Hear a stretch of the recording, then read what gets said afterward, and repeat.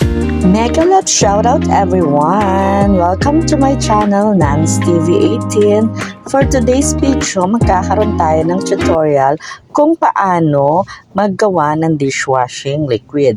At Wise Cleaner ang aking dishwashing kit na binili. May naka-insert sa loob na instruction kung paano mo siya gagawin. Ang first step is mag-ready ka ng 14 liters sa isang timba ng mineral water. Mineral water ang ginamit ko, guys. Ayan, sabi nila pwede naman daw ang tubig sa gripo. Then, ang second step na gagawin ay ilalagay natin ang ating bubble booster. Ayan, paikot lamang ang aking ginawang paglalagay sa ating bubble booster.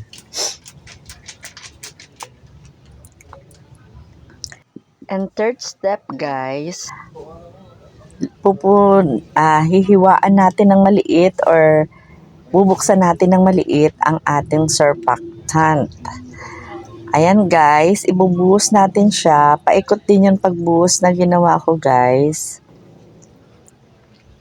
para mas madali daw siyang matunaw. At totoo naman talaga. Kasi the first time na ginawa ko, sinunod ko yung ipagsama-sama lang siya.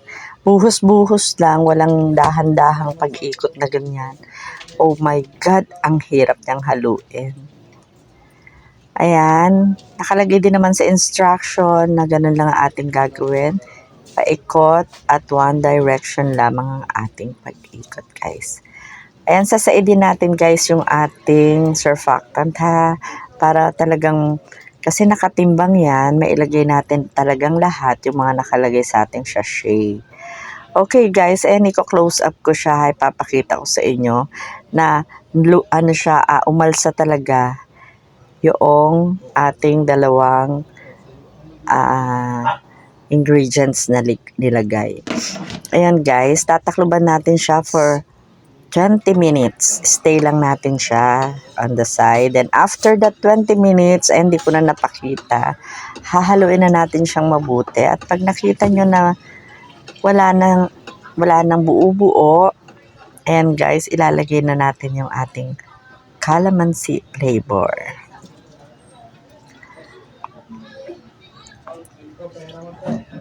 Ganun lang, guys, sundin lang natin. Actually, yung paghalo ng ating yung paghalo ng ating bubble booster and paghalo ng ating surfactant, medyo matagal yun, guys, ha. Siguraduhin nyo lang talaga na wala na siyang makikita doon na mga buo-buo.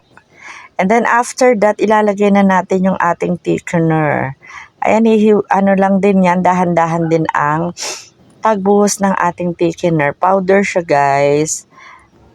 Ayan. Yung ikot natin, ang halo natin yan ay sabi nila mabagal. Pagka tumitigas na, gumaganit na, kasi habang binubuhos mo yung ating thickener at habang hinahalo mo siya ng ganyan, mararamdaman mo yung bigat. Yung bigat ng paghalo kasi nagtitik na talaga siya. Dahan-dahan lang para pantay or mas madali natin matunaw ang ating inihuhulog na thickener powder.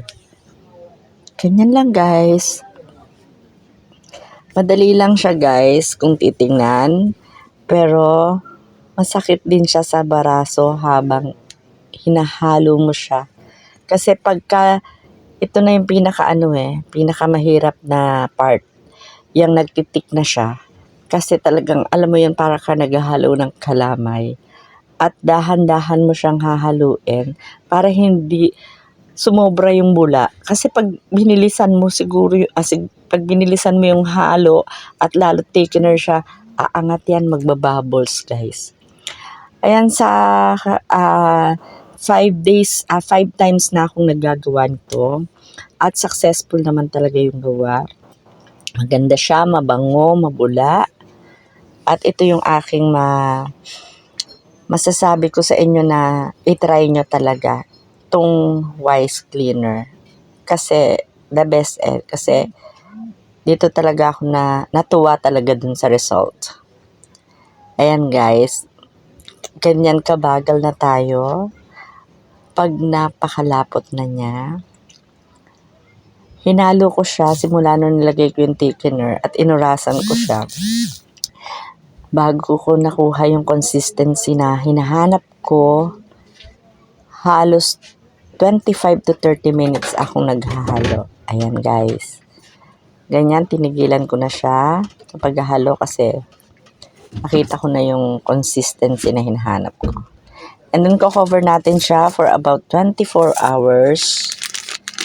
Ayan, guys. And after 24 hours, ayan, makikita nyo, di ba? Para na siyang salamin. Sobrang linaw na niya. Ready na siyang i-bottle. Ayan. Nakagawa tayo ng 17 bottle. Magandang pagkakitaan, guys. Kaya try nyo nang gumawa ng dishwashing. And guys, finished product. Thanks for watching.